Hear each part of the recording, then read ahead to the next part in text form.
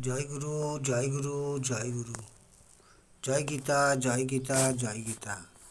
আদিবিদ্যা, আদিবিদ্যা থেকে পরমার্থ বিষয়, পরমার্থ বিষয়। জননী জঠরদায় কঠোর ভাবিয়েতায়, নিজ কায় গণিলে প্রমাদ। যবে ছিলে ঊর্ধ্বপদ, হতে মন নিরাপদ। কৃষ্ণপদ সাধনে ছিল সাধ।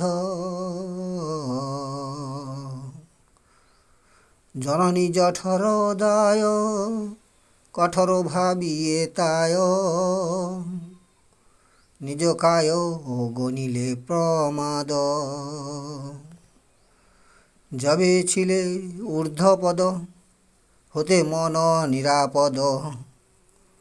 কৃষ্ণপদ সাধনে ছিল সাধ।